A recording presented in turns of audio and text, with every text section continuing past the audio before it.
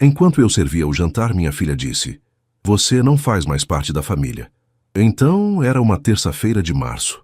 O céu de Campinas estava limpo e o calor da tarde ainda persistia quando estacionei meu carro na frente da casa da Júlia. Minha filha havia me convidado para jantar e eu, como sempre, aceitei com o coração cheio de esperança. Afinal, eram meus filhos. Eu os criei sozinho depois do divórcio, trabalhei dobrado, sacrifiquei noites de sono para que nada lhes faltasse.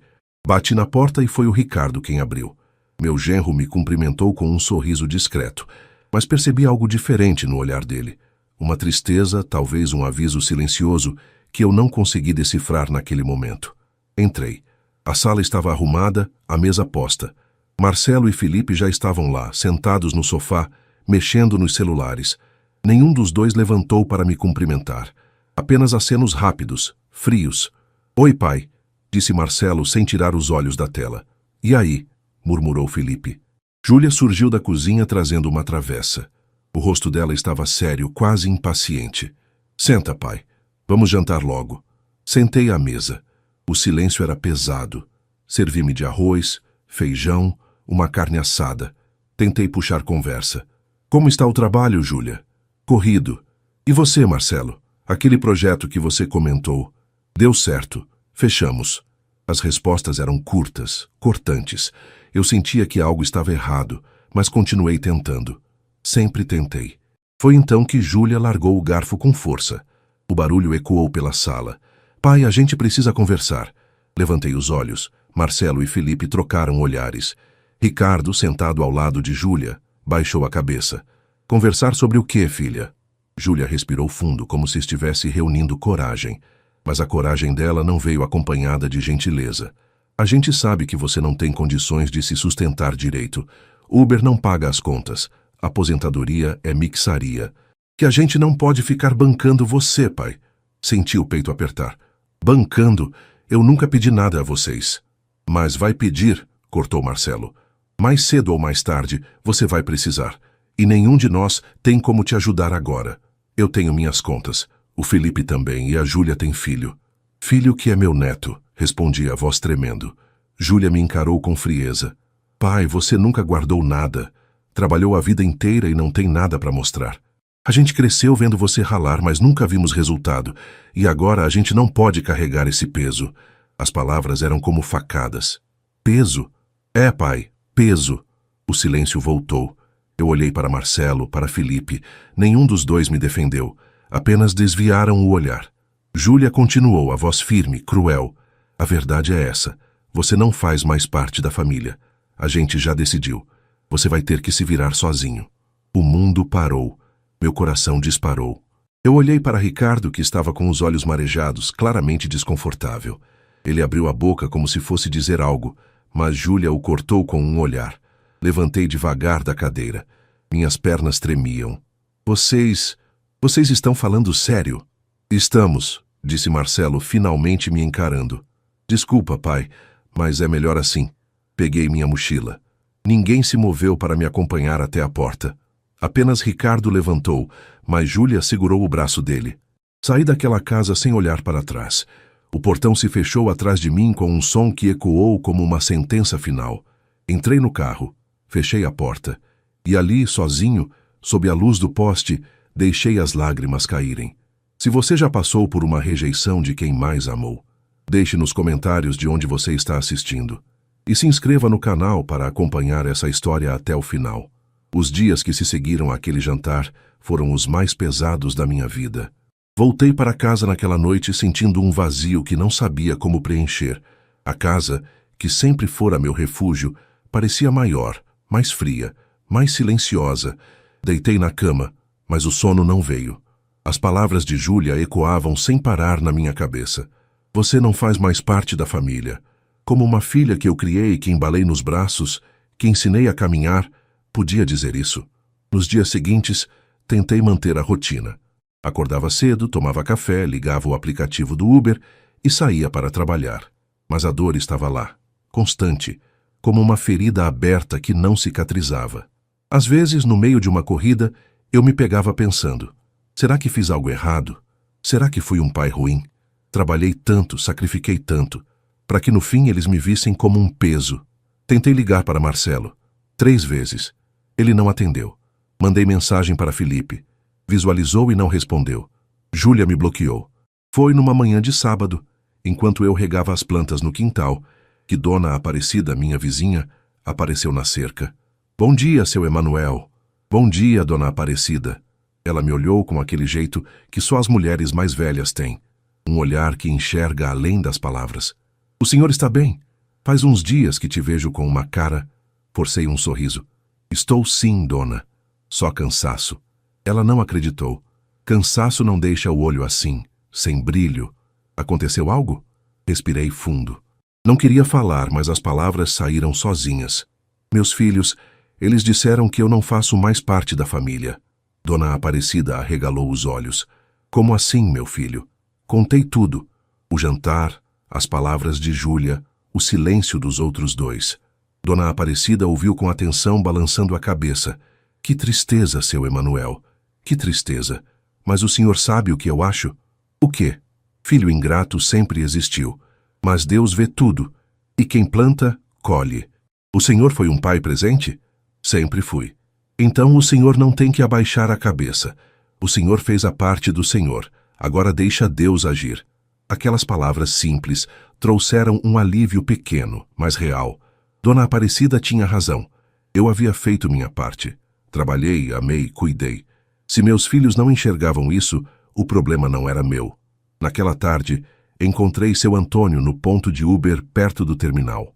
Ele era um dos motoristas mais antigos, sempre com uma palavra amiga. E aí, Emanuel, tudo certo? Mais ou menos, Antônio. Percebendo meu tom, ele desligou o rádio e me olhou sério. Que foi? Contei. Seu Antônio ouviu tudo, em silêncio, e quando terminei, ele suspirou. Olha, meu amigo, eu também tenho filho, e filho às vezes esquece o que o pai fez, mas uma hora a ficha cai e quando cai já é tarde. O importante agora é o senhor não perder a dignidade. Não importa o que eles pensam. O senhor sabe quem é. Eu sei. Então levanta essa cabeça. E continua sendo o homem honesto que sempre foi. Aquele apoio vindo de quem menos eu esperava começou a me fortalecer. Eu não estava sozinho. Havia gente que me via, que me respeitava. E foi nessa mesma semana que algo inesperado aconteceu. Eu estava em casa preparando o almoço quando ouvi a campainha. Abri a porta e dei de cara com Ricardo, meu genro. Ele estava com uma expressão séria, mas os olhos demonstravam preocupação genuína. Oi, seu Emanuel. Posso entrar? Fiquei paralisado por alguns segundos. Ricardo era a última pessoa que eu esperava ver na minha porta. Afinal, ele era o marido da Júlia, a mesma que havia me dito que eu não fazia mais parte da família. Ricardo, claro, pode entrar. Ele entrou devagar, olhando ao redor como se quisesse gravar cada detalhe daquela casa simples, mas limpa e bem cuidada. Ofereci café e ele aceitou. Sentamos à mesa da cozinha e o silêncio pairou por alguns instantes. Seu Emanuel, eu vim aqui porque eu não concordo com o que aconteceu naquele jantar. Levantei os olhos surpreso. Você não? Ele balançou a cabeça. Não. E tentei falar com a Júlia, mas ela não me ouve. Ela está convencida de que o senhor não tem condições, que vai ser um peso. Mas eu conheço o senhor há anos e sei que isso não é verdade. Senti um nó na garganta. Eu nunca pedi nada a eles, Ricardo, nunca. Eu sei. E é por isso que estou aqui. Eu queria que o senhor soubesse que nem todo mundo na família pensa igual. Eu respeito o senhor. Sempre respeitei. Aquelas palavras eram como água no deserto. Depois de dias, sentindo que era invisível, alguém finalmente me enxergava. Obrigado, Ricardo. De coração. Ele tomou um gole de café e continuou. Tem mais uma coisa. Eu não deveria contar isso, mas acho que o senhor precisa saber. Os três, Marcelo, Felipe e Júlia, estão planejando algo. Tá planejando o quê? Eles querem que o senhor assine uns papéis. Vão dizer que é para facilitar as coisas, organizar a herança, essas coisas. Mas a verdade é que eles querem garantir a casa do senhor. Acham que é o único bem que o senhor tem. Meu coração disparou. Não de medo, mas de indignação. A casa é minha. Eu paguei cada tijolo com meu suor. Eu sei, seu Emanuel. Por isso vim avisar. Não assine nada sem ler direito. E se puder, procure um advogado. Ricardo ficou mais alguns minutos. Conversamos sobre a vida. sobre o neto que mal me deixavam ver. Ele me contou que discutia com Júlia por minha causa, mas que ela estava irredutível. Quando ele saiu, fiquei ali, pensando. Meus filhos não apenas me rejeitaram, eles queriam tomar o que era meu. Mas havia algo que eles não sabiam, algo que eu nunca contei a ninguém. Naquela noite abri o armário do quarto e tirei uma caixa de sapatos velha. Dentro dela, documentos. Escrituras de 2 terrenos que eu havia comprado anos atrás, em uma região que hoje estava valorizada. Extratos de uma poupança que alimentei durante décadas, mesmo quando o dinheiro era pouco. Comprovantes de investimentos que fiz discretamente, sem alarde. Eu não era rico, mas também não era o homem sem nada que meus filhos imaginavam. Sempre fui discreto. Nunca ostentei. Vivi com simplicidade porque acreditava que era o certo. Mas agora, vendo a ganância deles, percebi que essa discrição havia sido interpretada como fracasso. Na manhã seguinte, procurei o Dr. Henrique, um advogado conhecido na região. Ele era cliente antigo do meu Uber e sempre me tratou com respeito. Contei tudo. Ele ouviu com atenção e quando terminei sorriu. Seu Emanuel, o senhor fez muito bem em vir. E pelo que vejo aqui, ele folheou os documentos.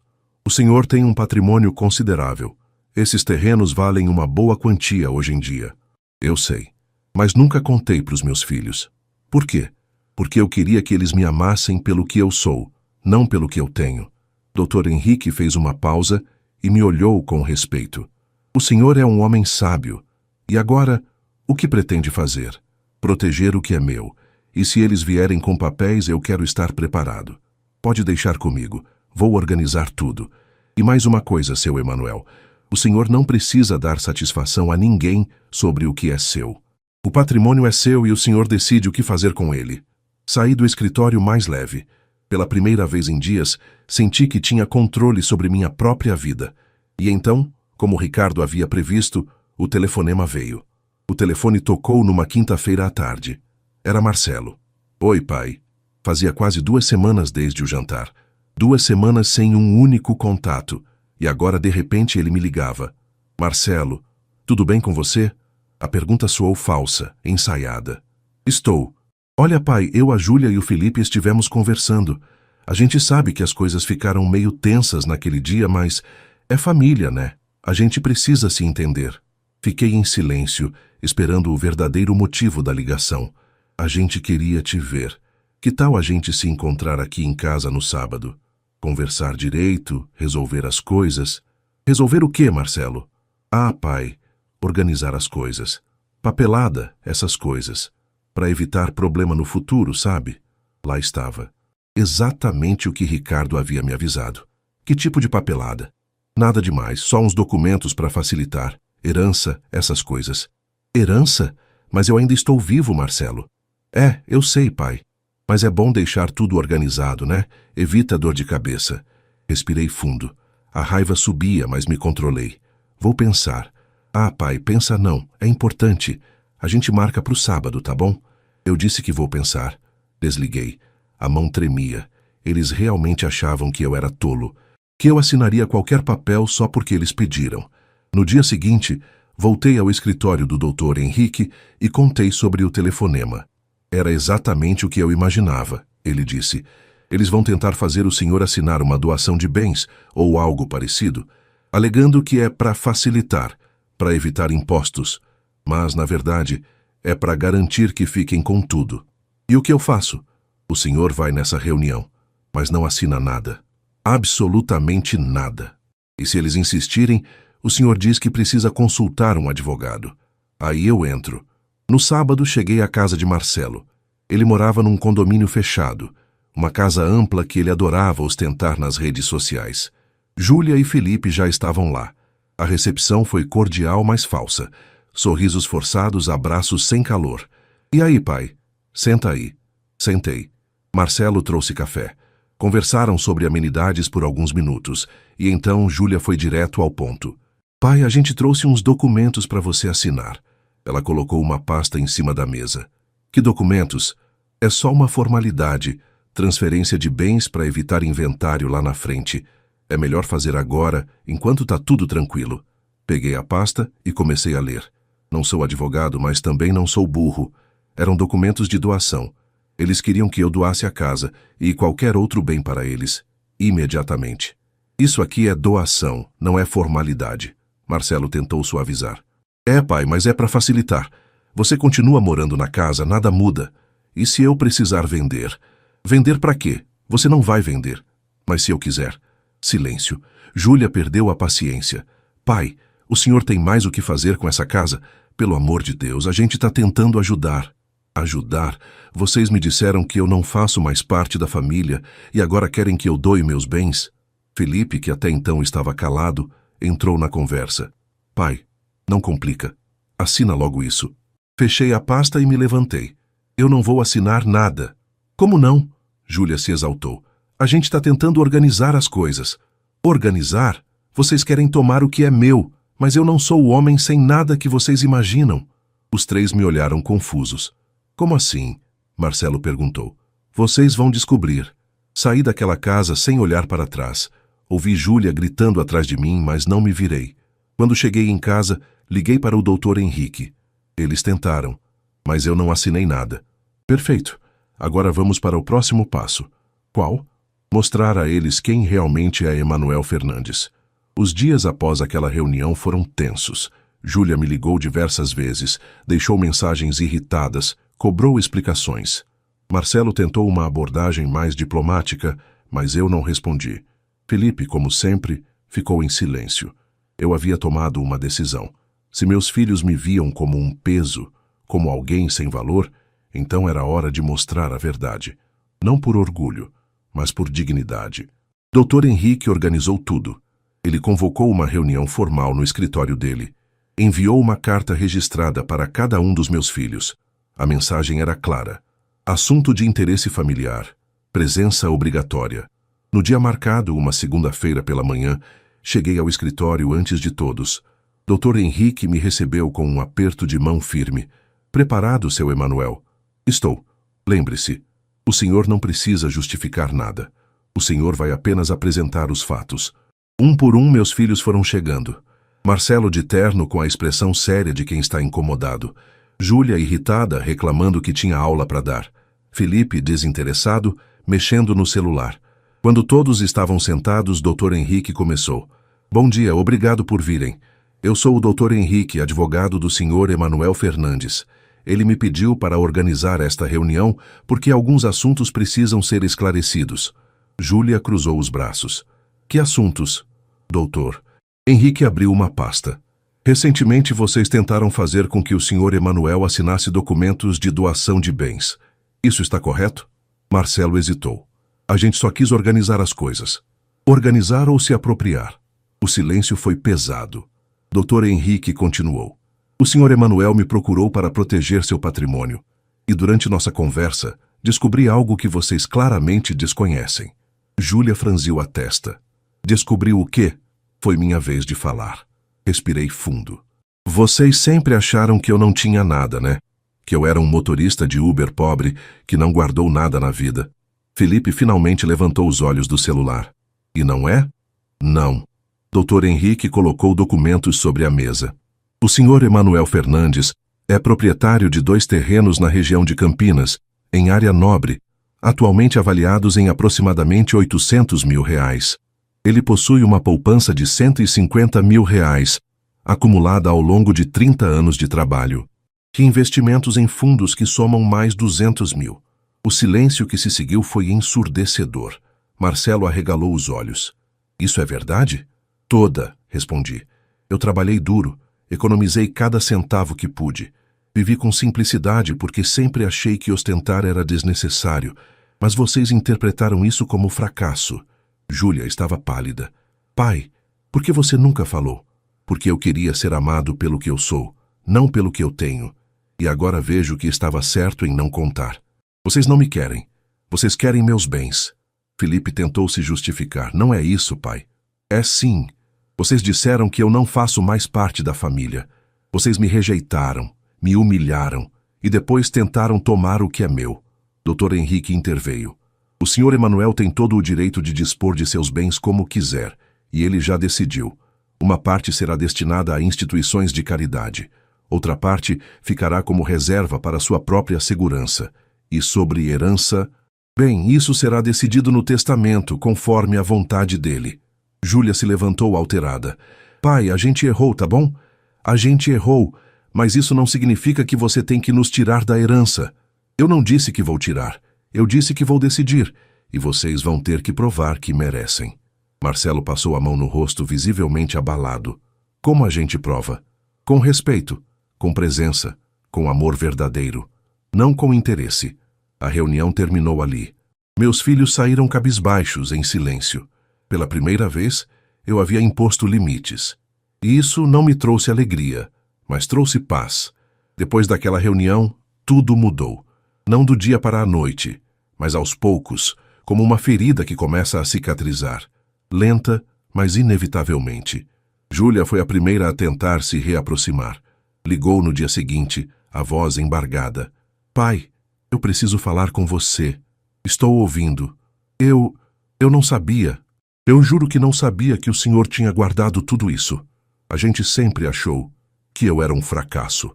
Ela engoliu o choro. Não era isso, pai. A gente se preocupava. Se preocupava ou se envergonhava? Silêncio.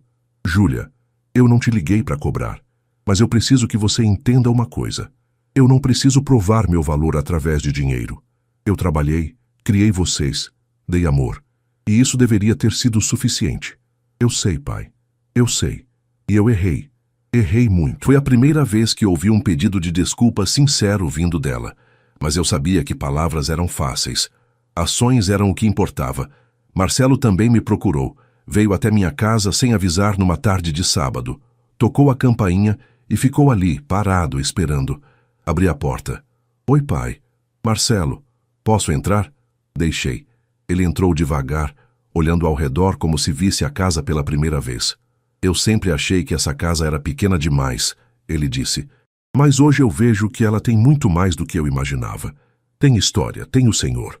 Sentamos. Ele estava visivelmente desconfortável. Pai, eu não tenho desculpa. A gente tratou o senhor mal. Muito mal. E eu fui um dos piores. Eu me deixei levar pela ideia de que o senhor ia ser um peso. Mas a verdade é que o senhor nunca foi. A gente que foi peso para você. Vocês foram meus filhos. E eu nunca vi vocês como peso. Mas a gente deveria ter visto o senhor como herói. Porque é isso que o senhor é. Aquelas palavras tocaram fundo. Mas eu sabia que a jornada de reconquista da confiança seria longa. Felipe, por outro lado, demorou mais. Ele não ligou, não apareceu. Foi só depois de quase um mês que ele mandou uma mensagem curta. Pai, desculpa, eu não soube valorizar. Não era muito, mas era um começo. Enquanto isso, Ricardo se tornou uma presença constante. Ele me visitava toda semana, trazia o neto para eu ver, conversava comigo sobre a vida. Ele se tornou o filho que eu sempre quis. Presente, respeitoso, verdadeiro. Numa dessas visitas, ele me disse algo que nunca esquecerei. Seu Emanuel, eu cresci sem pai. Meu pai nos abandonou quando eu tinha 5 anos. E a vida toda eu busquei uma figura paterna. Quando conheci o Senhor, vi nele o homem que eu gostaria que meu pai tivesse sido. Por isso eu respeito tanto o Senhor. E por isso eu nunca vou deixar de estar ao seu lado. Aquele dia, eu chorei. Mas não de tristeza, de gratidão. Com o tempo, comecei a reorganizar minha vida. Decidi vender um dos terrenos, não porque precisava, mas porque queria fazer algo significativo com aquele dinheiro. Procurei instituições de caridade em Campinas. Encontrei uma que atendia idosos em situação de rua. Fiz uma doação significativa. Também ajudei um abrigo de crianças doando recursos para reformas. Isso não era para provar nada aos meus filhos. Era para mim mesmo. Para lembrar que o valor de uma pessoa não está no que ela acumula, mas no que ela faz com o que tem. E enquanto eu reconstruía minha paz, meus filhos começaram a entender aos poucos o que realmente haviam perdido quando me rejeitaram. Não o dinheiro, mas a presença de um pai que sempre esteve ali. 3 meses depois daquela reunião no escritório do Dr. Henrique, minha vida havia tomado um rumo diferente. Eu estava mais leve, mais em paz comigo mesmo. A dor da rejeição ainda existia, mas não me dominava mais. Eu havia encontrado propósito. Júlia foi a que mais se esforçou para se reaproximar. Ela me ligava toda semana, perguntava como eu estava, Me convidava para almoçar. No início, eu hesitava. Mas Ricardo me aconselhou. Seu Emanuel, eu sei que machuca, mas ela é sua filha, e eu vejo que o arrependimento dela é real. Dê uma chance, não pelos seus filhos, mas por você mesmo. O perdão liberta mais quem perdoa do que quem é perdoado. Ele tinha razão. Aceitei um dos convites de Júlia. Fomos almoçar num restaurante simples perto da minha casa. Ela estava nervosa, mexia no guardanapo sem parar. Pai, eu queria pedir desculpas de novo. E dessa vez, de verdade. Sem justificativa, sem desculpa. Eu errei. E sei que errei feio. Por que você fez aquilo, Júlia? Ela suspirou. Eu acho que eu me deixei influenciar. O Marcelo sempre falava que o senhor não tinha guardado nada, que ia ser um problema lá na frente. E eu acreditei. Não porque o senhor tivesse dado motivo, mas porque era mais fácil acreditar do que questionar. E agora? Agora eu vejo o homem que o senhor sempre foi. Um homem que trabalhou calado, que nunca reclamou, que nunca pediu nada. E eu tenho vergonha, pai. Muita vergonha. Vergonha não muda o passado, Júlia. Mas atitude muda o futuro. Eu sei. E eu quero mudar. Eu quero que o senhor faça parte da vida do seu neto. Quero que ele cresça conhecendo o avô de verdade. A partir daquele dia, Júlia começou a me incluir novamente. Levava meu neto para eu ver. Me chamava para os aniversários. Me mandava fotos e vídeos. Não era como antes. A confiança precisava ser reconstruída. Mas era um recomeço. Marcelo também mudou, mas de forma diferente. Ele não era tão emotivo quanto Júlia, mas demonstrava através de ações. Passou a me visitar, trazia compras, perguntava se eu precisava de algo. Numa dessas visitas, ele me disse algo inesperado. Pai, eu abri uma conta de investimentos para o senhor. Coloquei ali uma quantia. Não é nada demais, mas é para mostrar que eu quero contribuir, não tirar. Eu recusei. Marcelo, eu não preciso. Eu sei que não precisa, mas eu preciso fazer isso. Deixa eu consertar do meu jeito. E eu deixei. Não pelo dinheiro, mas pelo gesto. Felipe foi o mais difícil. Ele aparecia de vez em quando, mas sempre distante, como se ainda não soubesse como se comportar. Numa dessas visitas, ele chegou com uma caixa. Pai, achei isso lá em casa. São fotos antigas, fotos de quando a gente era criança. Abrimos a caixa juntos. Ali estavam memórias de uma época em que tudo era mais simples. Felipe criança, rindo no parquinho, Júlia no colo da mãe, Marcelo com a primeira bicicleta. E em todas elas eu estava lá, sempre presente. Felipe ficou em silêncio, olhando as fotos. Então, sem avisar, ele começou a chorar. Eu me lembro de tudo, pai. O senhor sempre esteve ali. Sempre. E eu fui um ingrato. Abracei meu filho. E naquele abraço senti que havia esperança. Mas eu sabia que nem tudo estava resolvido. Ainda havia feridas. Ainda havia desconfiança. E eu precisava deixar claro que o amor deles não poderia vir acompanhado de interesse. Reuni os três numa tarde de domingo em minha casa. Preparei um almoço simples. Arroz, feijão, frango assado, salada. A mesma comida que eu fazia quando eles eram pequenos. Sentamos à mesa e antes de começar, eu falei. Eu trouxe vocês aqui porque preciso deixar algumas coisas claras. Eu aceitei a reaproximação de vocês. Mas isso não significa que tudo voltou a ser como era. Vocês me machucaram. Profundamente. E isso não se apaga com desculpas. Os três me olharam em silêncio. Mas eu também não quero guardar rancor. A vida é curta demais para isso. Então aqui está o que eu decidi. Eu vou continuar sendo pai de vocês. Vou continuar amando vocês. Mas vocês precisam me respeitar. Não pelo meu dinheiro, mas por quem eu sou. Júlia acenou com a cabeça, os olhos marejados. A gente respeita, pai. De verdade. Então está bem. Vamos em frente. E naquele dia, pela primeira vez em meses, eu senti que a família poderia sim ser reconstruída. Não como era antes, mas talvez até melhor. Porque agora havia algo que antes não existia. Verdade. Os meses que se seguiram trouxeram uma rotina nova, mas reconfortante. Meus filhos estavam mais presentes, e embora ainda houvesse momentos de tensão, algo havia mudado. Eles me viam. De verdade. Mas eu também mudei. A rejeição que quase me destruiu acabou me mostrando algo importante. Eu não precisava da validação deles para ter valor. Eu sempre tive valor. E agora eu queria usar o que construí para algo maior. Foi numa manhã de sábado, tomando café com Dona Aparecida, que surgiu a ideia. Seu Emanuel, o senhor já pensou em usar esses terrenos que tem para algo além de vender ou alugar? Como assim? Ah, sei lá. Fazer algo que ajude os outros. O senhor sempre foi um homem bom. Seria bonito ver isso transformado em algo concreto. A sugestão ficou na minha cabeça. Comecei a pensar.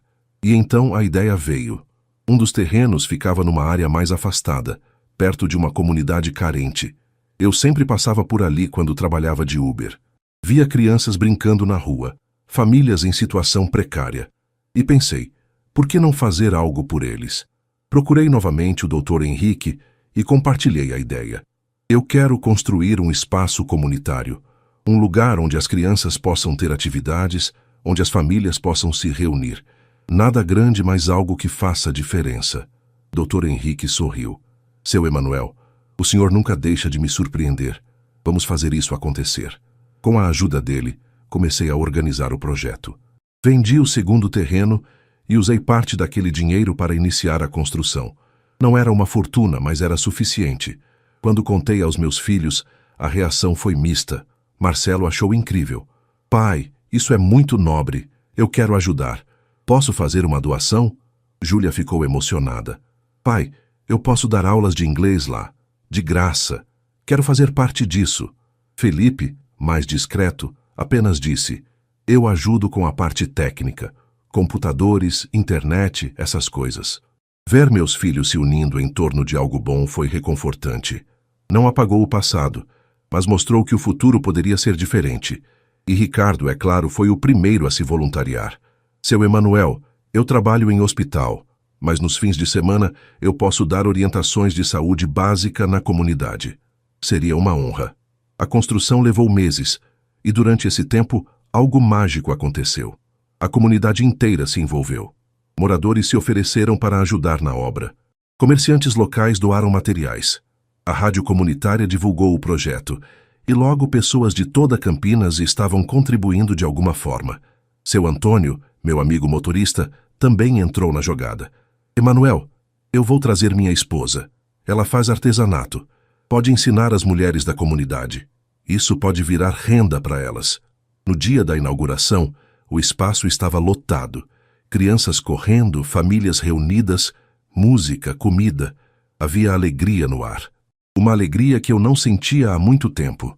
Eu estava ali vendo tudo aquilo quando Dona Aparecida se aproximou. Viu, seu Emanuel? O senhor transformou dor em propósito. Isso é coisa de gente grande.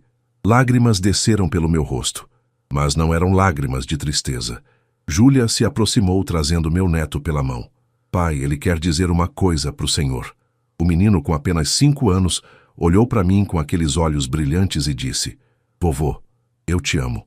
Naquele momento, tudo fez sentido. A dor, a rejeição, a luta, a reconstrução, tudo havia me levado até ali. E ali, eu estava em paz. Passado o entusiasmo da inauguração do espaço comunitário, a vida voltou ao seu ritmo. Mas era um ritmo diferente, mais tranquilo, mais significativo. Eu tinha encontrado um equilíbrio entre cuidar de mim mesmo e contribuir para o mundo ao meu redor. Os meses seguintes me ensinaram algo valioso. Perdoar não significa esquecer. E reconciliar não significa voltar ao que era antes. Algumas relações precisam ser reconstruídas com novos alicerces, mais fortes, mais honestos. Júlia continuou se esforçando. Ela realmente começou a dar aulas de inglês no espaço comunitário e fazia questão de me levar junto sempre que podia. Via meu neto crescendo e isso era uma alegria imensa. Mas eu também aprendi a estabelecer limites. Numa tarde, ela me ligou pedindo um favor financeiro. Pai, a escola do Pedro aumentou a mensalidade. Tá apertado esse mês. O senhor pode me ajudar? Respirei fundo. Não era uma quantia absurda e eu podia ajudar. Mas algo dentro de mim disse: cuidado. Júlia, você sabe que eu posso ajudar. Mas antes, me responde uma coisa. Por que está apertado? Ela hesitou. Ah, pai, a gente gastou um pouco mais esse mês. Viagem, essas coisas. Viagem? É, a gente foi pra praia, mas foi rápido. Fiz uma pausa. Júlia, eu vou te ajudar dessa vez. Mas eu preciso que você entenda uma coisa. Eu não sou banco. E se você está gastando além do que pode, isso é um problema que você precisa resolver. Eu te ajudo em emergência, não em escolhas ruins. Ela ficou em silêncio, e eu senti que a mensagem tinha chegado. Desculpa, pai, o senhor tem razão. Essa foi uma das conversas mais difíceis, mas necessárias, porque amor verdadeiro também ensina responsabilidade. Marcelo, por outro lado, estava indo bem. Ele me visitava regularmente e sempre trazia algo. Um livro, um vinho, uma conversa. Numa dessas visitas, ele me disse algo que me surpreendeu. Pai, eu conversei com minha esposa. A gente quer que o senhor passe o Natal com a gente esse ano, na nossa casa. Sério, sério. E não é por obrigação, pai. É porque a gente quer. Porque a gente finalmente entendeu o que é ter você por perto. Aceitei. E quando chegou o Natal, foi uma das celebrações mais bonitas que já tive. Não havia ostentação. Não havia falsidade. Apenas família, reunida, de verdade. Felipe continuava sendo o mais reservado, mas ele aparecia. E isso já era muito. Numa dessas visitas, ele me trouxe um presente inusitado. Um notebook. Pai, isso é para você. Para mim? Mas eu nem sei usar direito. Eu ensino. Quero que o senhor entre nas redes sociais, veja as fotos da família, converse com a gente por mensagem. O mundo mudou, pai, e o senhor precisa estar nele. Foi estranho no começo, mas aos poucos aprendi e descobri que aquilo era, na verdade, uma forma de Felipe se aproximar, do jeito dele, com a linguagem dele. Enquanto isso, o espaço comunitário crescia, mais pessoas se envolviam, mais atividades surgiam. E eu, que antes me sentia invisível, agora era reconhecido por onde passava. Seu Emanuel, como vai? Bom dia, seu Emanuel. Obrigado por tudo que o senhor faz. Aquilo me enchia de gratidão. Não porque eu queria reconhecimento, mas porque via que havia feito a escolha certa. Numa tarde, enquanto eu organizava algumas cadeiras no espaço, Dona Aparecida se aproximou. Seu Emanuel, posso te fazer uma pergunta? Claro, Dona Aparecida. O senhor perdoou seus filhos? Parei o que estava fazendo e pensei, eu estou perdoando. É um processo, mas uma coisa eu aprendi. Perdoar não é fingir que nada aconteceu. É escolher seguir em frente, mas sem esquecer as lições. Ela sorriu. O senhor é sábio, seu Emanuel. Não sou sábio. Só sou um homem que aprendeu do jeito mais difícil. E era verdade. Eu havia aprendido que o valor de uma pessoa não está no que ela acumula, nem no que ela dá. Está em quem ela é e em como ela escolhe viver, mesmo depois de ser ferida. Eu havia escolhido viver com dignidade, e isso ninguém poderia tirar de mim. 1 ano havia se passado desde aquele jantar que mudou tudo. 1 ano desde que ouvi as palavras que quase me destruíram. Você não faz mais parte da família. Mas olhando para trás, eu percebia que aquela dor havia sido, de certa forma, necessária. Ela me obrigou a enxergar a verdade, sobre meus filhos, sobre mim mesmo, sobre o que realmente importa. Era uma tarde de domingo, e eu estava no espaço comunitário ajudando a organizar uma festa junina. Crianças corriam, balões coloridos enfeitavam o lugar, o cheiro de pipoca e milho cozido tomava conta do ar. Eu estava feliz, realmente feliz. Ricardo estava ao meu lado, ajudando a montar as barracas. Seu Emanuel, o senhor já parou para pensar em como tudo mudou? Já. E às vezes ainda não acredito. O senhor merece, viu?